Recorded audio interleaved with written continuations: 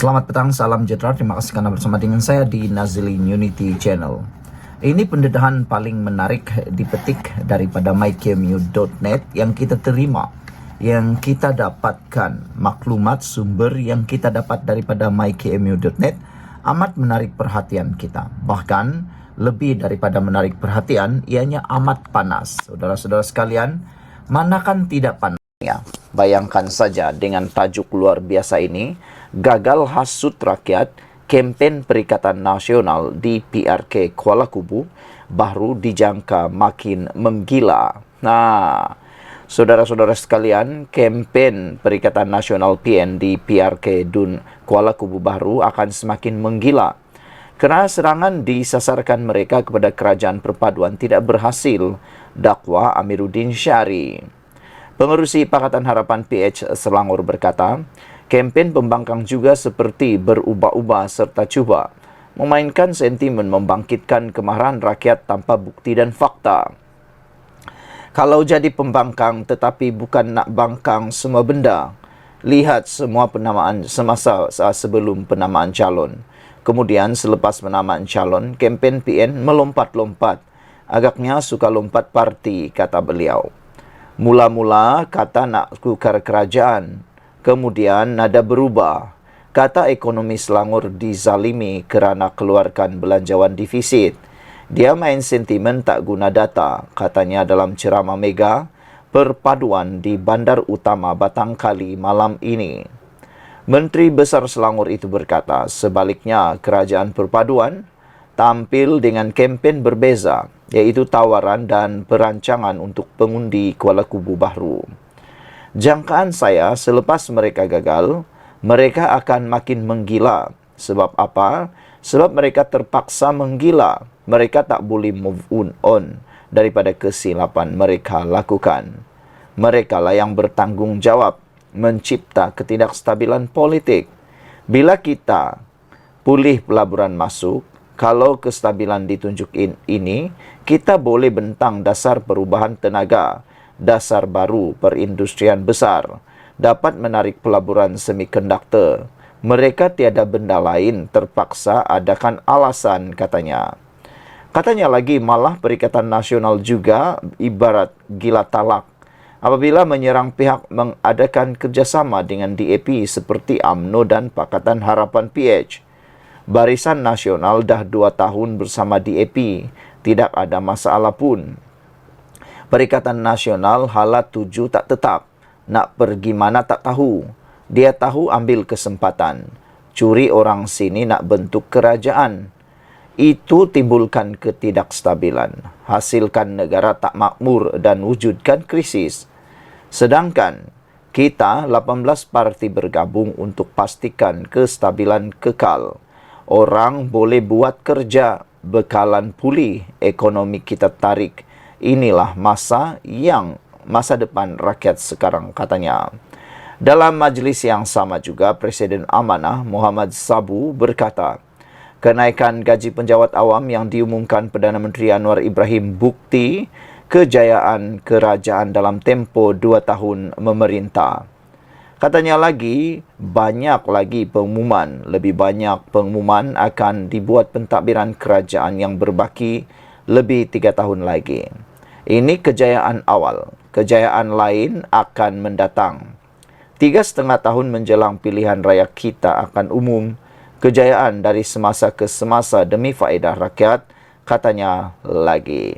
Saudara-saudara sekalian, amat menarik pendedahan kali ini kerana gagal hasut rakyat, kempen Perikatan Nasional di PRK Kuala Kubu baru dijangka akan makin menggila. Tiada peluang, musnah harapan, tiada peluang lagi untuk Perikatan Nasional mahu merebut kerusi KKB ini. Hal ini kerana telah diterangkan sebentar tadi. Ikuti terus ulasan selepas ini yang lebih menarik lagi. Salam sejahtera, terima kasih kerana bersama dengan saya di Nazilin Unity Channel. Pendedahan kali ini benar-benar mengejutkan kita semua. Dipetik daripada Harapan Daily, pemuda Perikatan Nasional PN tak hormat azan. Penasihat berjanggut pun bagi lampu hijau. Ketua Pemuda Perikatan Nasional PN, Wan Ahmad Faisal Wan Ahmad Kamal, dihujani kecaman orang ramai apabila meneruskan sidang media ketika azan sedang berkumandang. Menerusi sedutan video tular, dia yang juga ahli parlimen Machang itu mulanya bertanyakan dengan rakan di sebelahnya sama ada perlu berhenti seketika.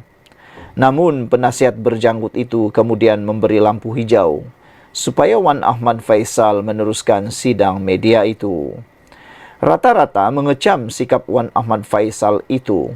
Selain membandingkan reaksi spontan pengerusi DAP Lim Guan Eng sebelum ini yang tidak meneruskan sidang media semasa azan berkumandang. Lebay sebelah Joragun itu izinkan bercakap masa azan ke. Maluwe, orang DAP pun pandai hormat azan, kata beliau. Demi agama bangsa dan negaralah sangat, kata seorang lagi netizen. Orang tengah azan pun tak hormat, kata beliau. Hari-hari maki DAP. Rupa-rupanya, jargon lagi teruk dari DAP. Nama je ustaz yang sebelah tu, kata seorang lagi netizen. Tengah azan tu berhentilah dulu, demikian antara kata warganet. Selepas isu tular ini, pemuda PN tak hormat azan, penasihat berjanggut pun bagi lampu hijau.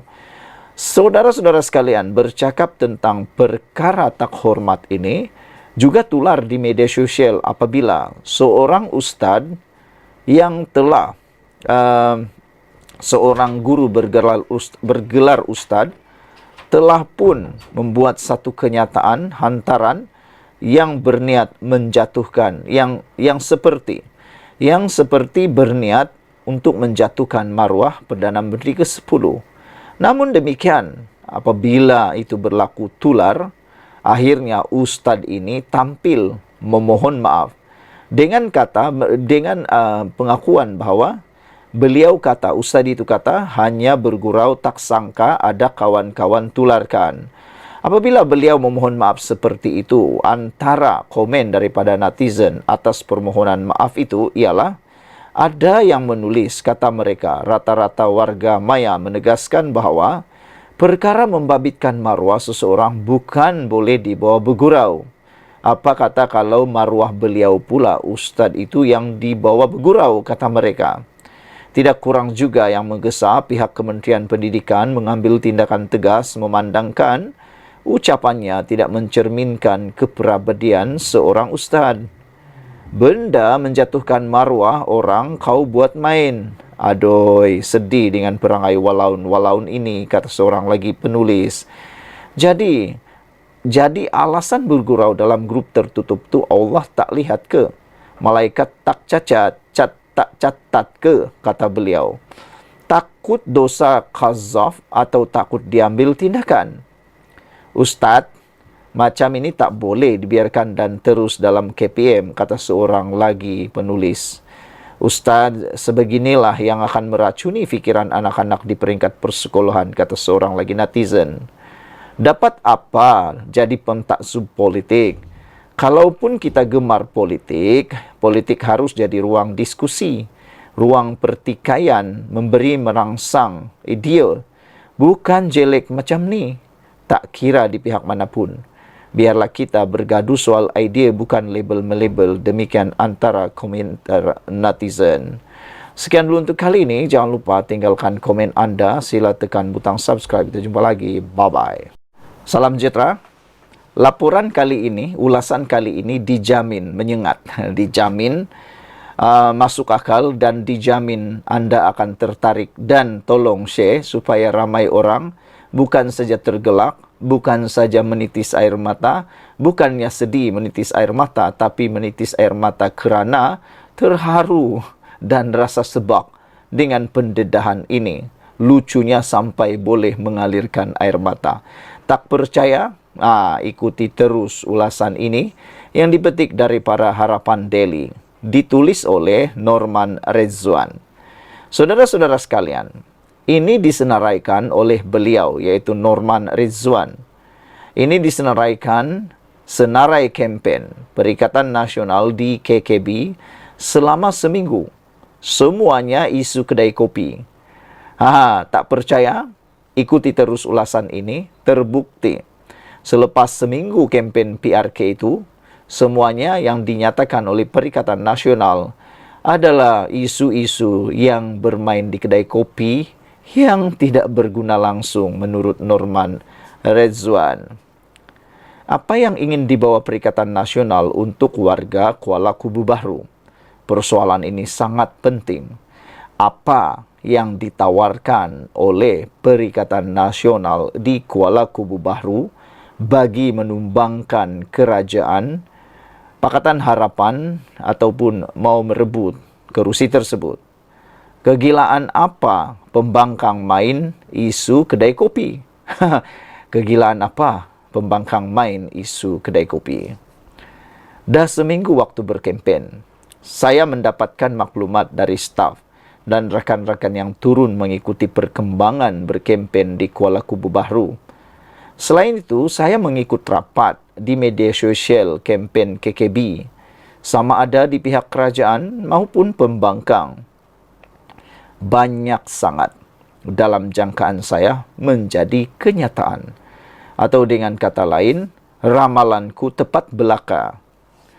Lawak pertama, Saban Pilihan Raya. Jika kita menang, kita akan menjadi kerajaan, di mana lanskap politik negara akan berubah.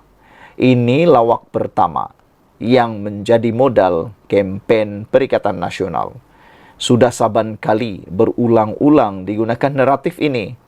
Kalau kita menang, kita akan jadi kerajaan yang akan mengubah lanskap politik negara. Itu kata-kata Perikatan Nasional setiap kali kempen berlaku. Tapi yang menjadi pertanyaan, daripada celah mana Perikatan Nasional boleh menjadi kerajaan dengan hanya menang satu Dewan Undangan Negeri? Satu Dewan Undangan Negeri. Mentang-mentanglah penyokong mereka, yaitu Walaun, dia punya gebang macam penyokong dia tak pergi sekolah dibuatnya. Kemudian timbul isu kontroversi apabila Ketua Penerangan PAS bertanya pula mengenai taraf pendidikan calon Pakatan Harapan PH. Bila ditunjuk keputusan semua terdiam dan diri sendiri berasa malu. Apa jenis kebodohan meminta keputusan SPM itu? Bahkan netizen kata, cuba nak menjerat musuh, tapi jerat tersangkut di leher sendiri, kata netizen. Tak cukup dengan itu, diungkit pula bahawa calon PH sekolah vernacular. Apa kena-mengena dengan sekolah itu? Sedangkan pemimpin PAS, anak pemimpin PAS, malah dikatakan cucu Presiden PAS, juga dihantar di sekolah vernacular. Seperti disangka, isu perkauman. Pilihlah Melayu, jangan pilih calon Cina. Itu pun jadi isu kedai kopi, modal kedai kopi Perikatan Nasional. Isu perkauman. Pilih Melayu, jangan pilih calon Cina. Sedangkan mereka pada pilihan raya umum lalu meletakkan calon Cina gerakan di 30 kerusi parlimen. Perikatan Nasional pun ada calon Cina daripada parti gerakan, bahkan melibatkan 30 kerusi parlimen. Malah calon mereka ada cakap Melayu pun tak berapa nak lepas. Mereka boleh pilih calon Cina, orang lain tak boleh. Inilah sikap yang sering kali dicanang-canangkan oleh penyokong atau selalu dilaungkan oleh penyokong, disindir oleh penyokong Pakatan Harapan kepada Perikatan Nasional, iaitu Walaun. Kata penyokong Pakatan Harapan, kalau kamu buat boleh, tapi orang lain buat tak boleh. Itu selalu dimainkan. Kemudian dimainkan isu Papagomo ditahan polis. Kononnya betapa kejamnya Anwar Ibrahim. Sedangkan apa kena-mengena dengan Anwar Ibrahim? Papagomo yang menghina yang di Pertuan Agong, Perdana Menteri yang dipersalahkan. Aduh, gila punya cara kempen, kata Norman. Saudara-saudara sekalian, bercakap tentang Papagomo, Ramai netizen yang mereka kata siapa Papagomo ni? Tiba-tiba muncul, tiba-tiba pula macam jadi hero. Sedangkan beliau bukan pengamal undang-undang, jauh sekali negarawan. Tapi mereka pula mau dibanding-bandingkan dengan Anwar Ibrahim. Lagi satu, Papagomo bercakap boleh dipercayai pula oleh para walaun. Sedangkan untuk makluman anda semua, Papagomo tiada latar belakang undang-undang. Tapi dia bercakap seakan-akan dia tahu semua undang-undang yang ada di Malaysia. Gila punya cara kempen ini, kata Norman Rizwan. Calon perpaduan pakai selendang dijadikan isu kononnya hendak menipu orang Melayu. Orang Cina kamu takbir, walaun sahut takbir, itu okey pula, kata Norman Rizwan. Maaf cakap, apakah kebengangan ini sangat kempen PN ni? Tak boleh ke jaga sikit maruah pengikut kamu tu? Janganlah diperbodohkan mereka sebegitu rupa, tulis beliau. Akhirnya saya melihat jika PN menang, apa mereka nak buat untuk penduduk Kuala Kubu Bahru? Hendak janji bulan dan bintang, mereka bukan kerajaan. Sukar mendapat peruntukan dari kerajaan negeri.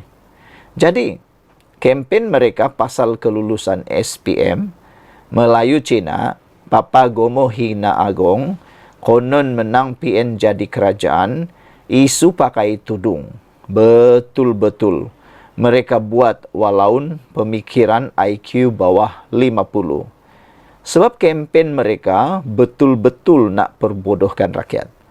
Datang pula Noh Omar cerita pasal apa dia buat. Masa dia jadi timbalan Menteri Dalam Negeri? Ingatkan nak beri cadangan-cadangan atau manifesto terbaik untuk penduduk KKB. Sebab itu, saya katakan, pembangkang main isu kedai kopi. Sebab itu, pagi ini saya menulis ala santai kedai kopi.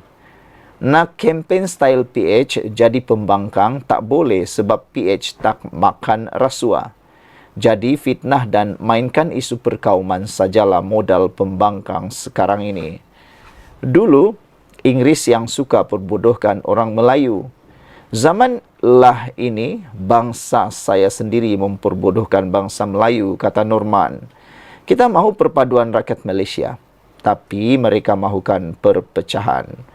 Sekian dulu untuk kali ini. Jangan lupa tinggalkan komen anda, tekan butang subscribe. Kita jumpa lagi. Bye-bye.